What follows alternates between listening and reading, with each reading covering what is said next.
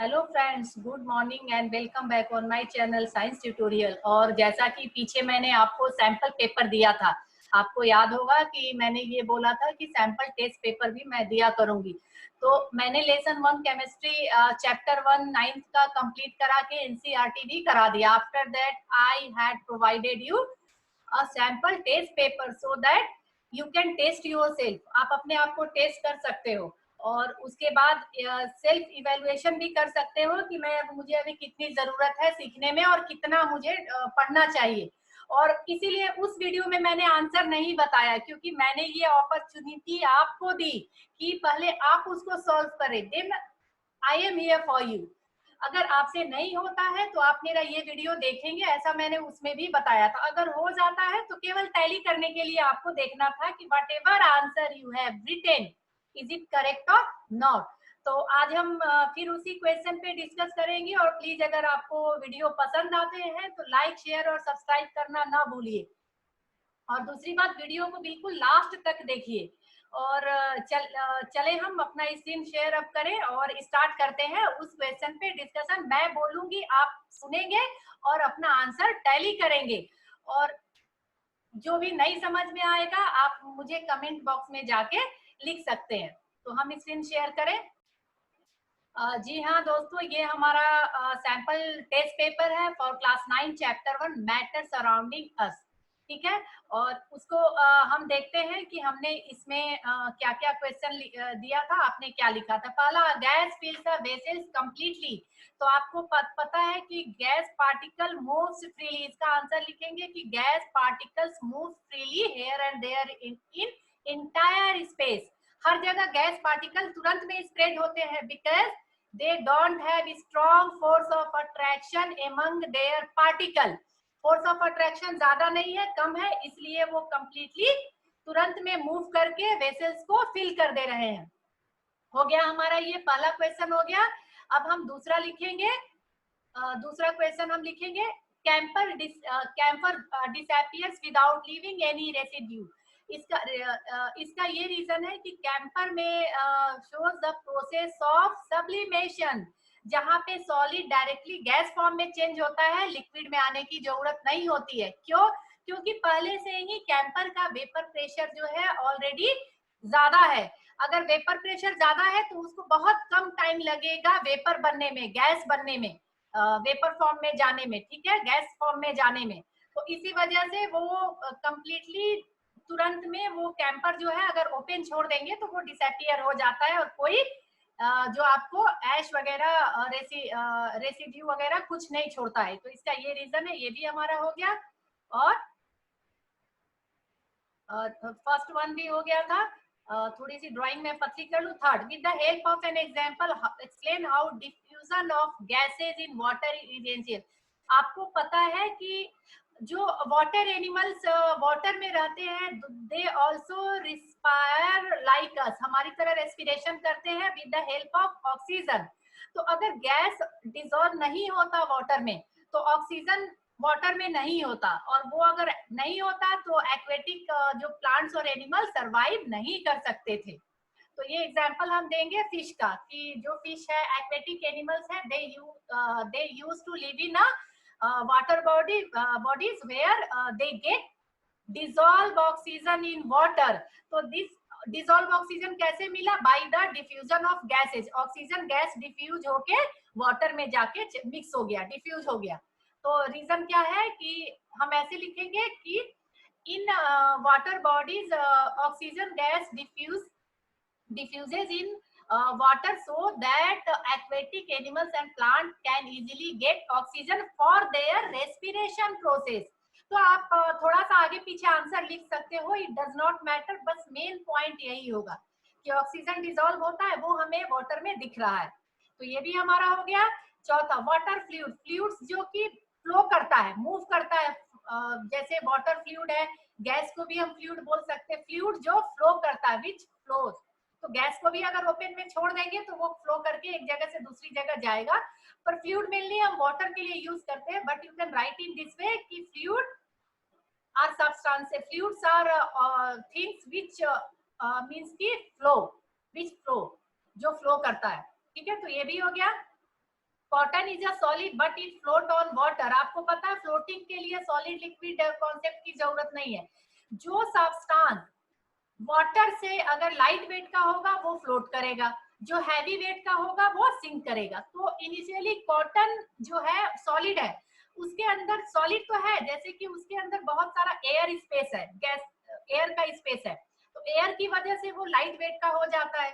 Same case हमने उसमें भी देखा था स्पॉन्ज वाले में, ठीक है, लाइट वेट का हो जाता है, तो इसलिए वो फ्लोट करता है वाटर के सरफेस पर जैसे ही वाटर जो है कॉटन के स्पेस को कवर कर लेता है, वाटर कॉटन के अंदर चला जाता है, तो कॉटन हैवी हो जाता है वाटर से और वो सिंक कर जाता है, ठीक है। वो तभी तक फ्लोट करता है जब तक उसके बीच में एयर पार्टिकल्स है, जैसे उस एयर पार्टिकल्स को वाटर ने रिप्लेस किया तो वो हैवी हो गया और सिंक हो गया। ये हो गया हमारा। एंड आयरन अलमीरा is a solid at room temperature. बिल्कुल सही बात है, क्योंकि हम उसके आयरन अलमीरा को शेप को चेंज नहीं कर सकते हैं, साइज को चेंज नहीं कर सकते हैं, वो एज इट इज जहां पे है वही है, तो इसलिए वो उसके शेप और साइज को चेंज नहीं किया जा सकता, इसलिए क्या है वो सॉलिड है। तो ये भी हमारा हो गया आंसर। अब हम सेकेंड पेज इसका खोलते हैं। अगला हमारा है अगला है हमारा why do people perspire a lot on a इसका हमने देखा hot humid day. Hot humid day में क्या होता है, जैसे हमारा रेस्पिरेशन का जो इवेपोरेशन का जो प्रोसेस है वो हमारा काफी ज्यादा हॉट डे में हो जाता है, ह्यूमिड में तो कम हो जाता है, और वो इवेपोरेशन जो है हमारे बॉडी के टेम्परेचर को मेंटेन करता है और हमारी बॉडी को कूल रखता है, तो इसीलिए हम ज्यादा स्वेटिंग वगैरह परस्पायर मतलब स्वेटिंग वगैरह करना, मतलब पसीने आना, आपने देखा होगा हॉट और ह्यूमिड डे में। जनरली अगर गर्मी का दिन है और ह्यूमिड तो बारिश वाला हो गया, हालांकि ह्यूमिड में तो इवेपोरेशन का रेट कम हो जाता है, बट हॉट डे में जो है इवेपोरेशन का रेट ज्यादा होता है, और हॉट ह्यूमिड में जो है अपने बॉडी को कूल रखने के लिए हम ज्यादा से ज्यादा स्वेटिंग करते हैं ताकि हमारी बॉडी कूल हो और कहीं ना कहीं हम इवेपोरेशन के प्रोसेस को इंक्रीज कर सके। तो ये हमारा इसका रीजन है कि इवेपोरेशन को के प्रोसेस को इंक्रीज करके अपनी बॉडी को के टेम्परेचर को मेंटेन करने के लिए और कूल रखने के लिए हम ज्यादा से ज्यादा क्या करते हैं, परस्पायर करते हैं, मतलब स्वेटिंग आती है। इसके बाद है a balloon when kept in sun burst after some time. Why? क्योंकि बैलून गैस है और जैसे ही अगर उसको हीट मिलता है, सन में हीट मिलने लगा, तो जब हम हीट देते हैं तो gas particle of gas movement of particle of gas increase, तो उनके पार्टिकल के बीच का मूवमेंट बढ़ जाता है, क्योंकि जब हमने हीट दिया सन से तो काइनेटिक एनर्जी पार्टिकल का बढ़ा, and due to increase in kinetic energy the movement of gas particle increase, और जब movement of gas particle increase they want to go outside from balloon, और this why balloon get burst. इसी वजह से वो उससे बाहर जाना चाहते हैं, क्योंकि काइनेटिक एनर्जी बढ़ गई, अब उन्हें भागना है इधर उधर, तो इस वजह से वो बर्स्ट कर गया। तो ये हमारा हो गया 7 भी हो गया और 8 भी हो गया। 9 how is the high compressibility property of gas useful to us?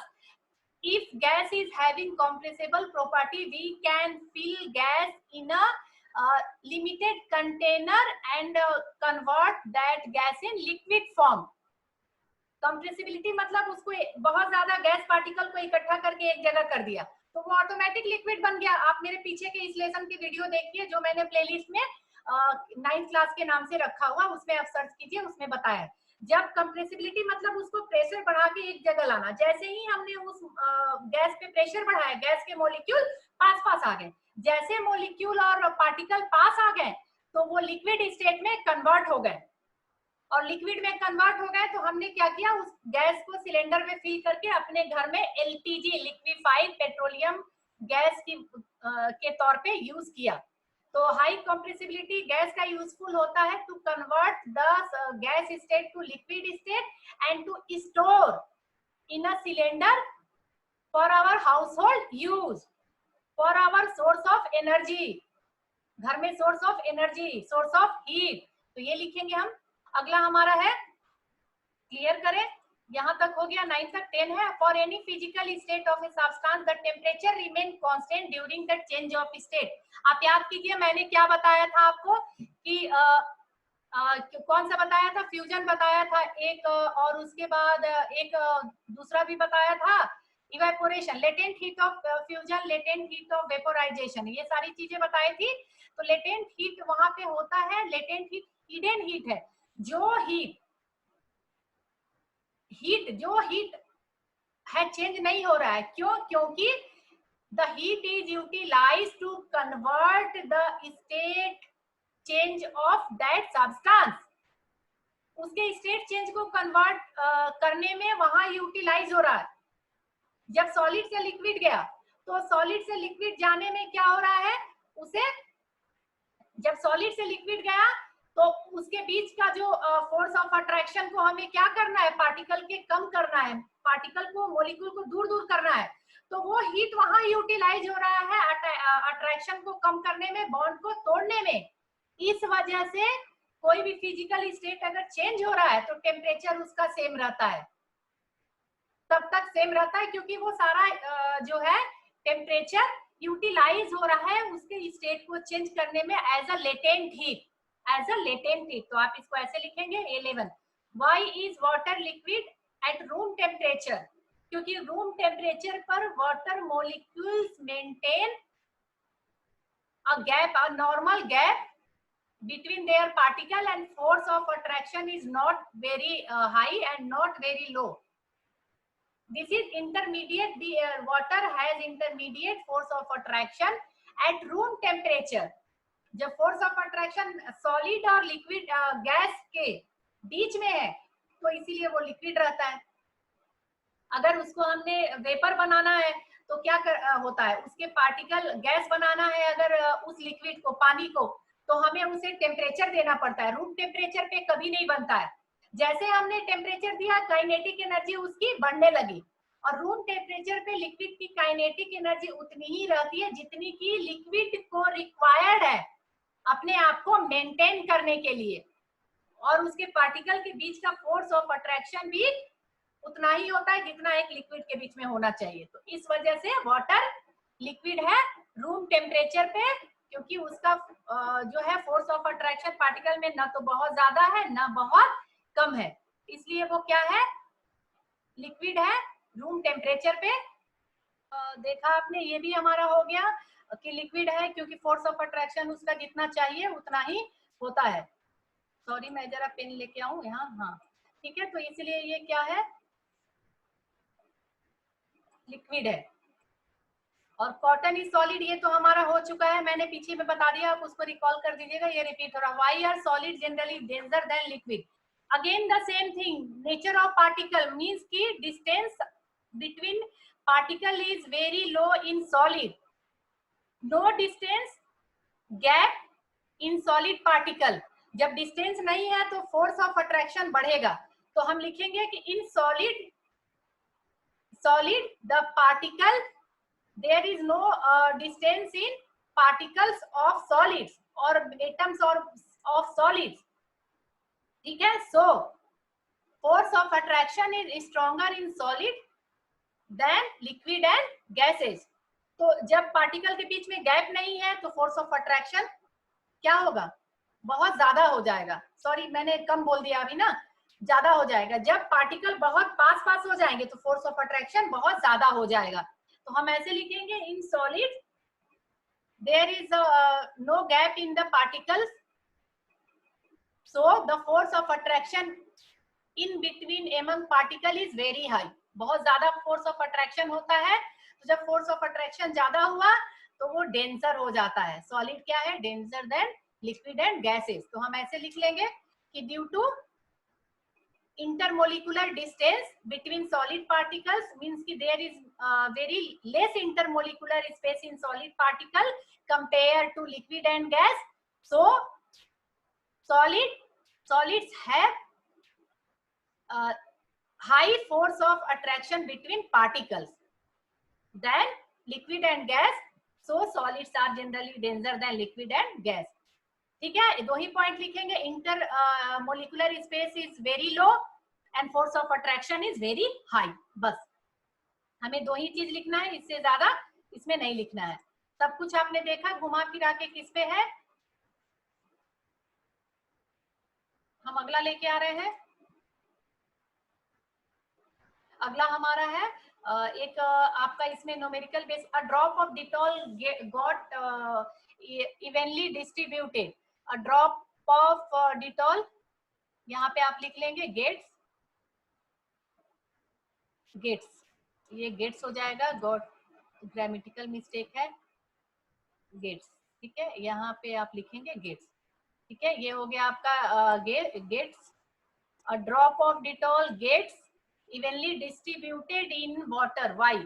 Because due to the process of diffusion, diffusion process मतलब movement of particle of anything, मतलब solid liquid gas का भी हो सकता है, movement of particle from its higher concentration to lower concentration। ये आप मेरे पिछले वीडियो में 9th क्लास में देखिए, ये मैंने बहुत अच्छे से समझाया है।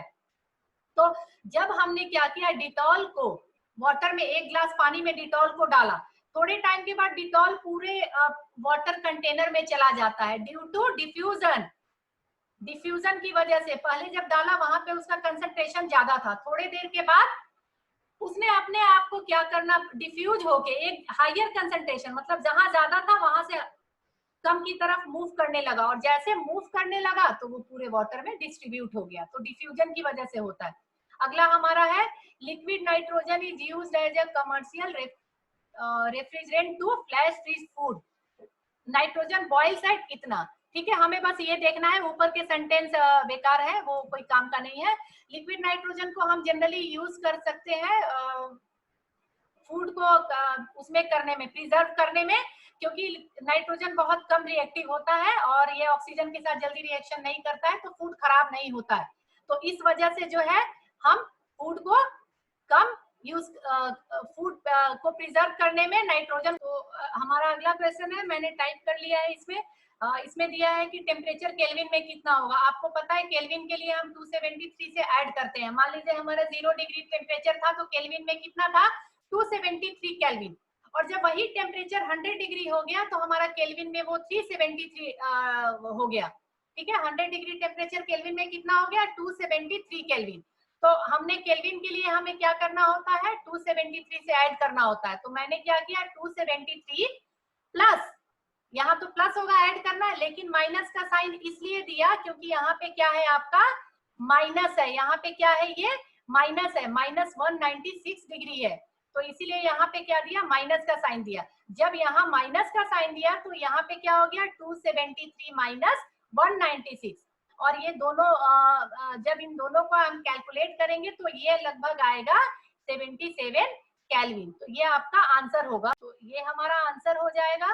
सीधे सीधे हमने ये देखा था कि 0 डिग्री में 273 था, और आपको ऐसे याद रखना है, कभी कंफ्यूज नहीं होना है कि प्लस करना है कि माइनस करना है। दो एग्जांपल याद रखने हैं। 0 डिग्री में 273 था, तो 100 डिग्री में कितना हो गया था, 373। तो हमने क्या किया, 273 में 100 को क्या किया, ऐड कर दिया था।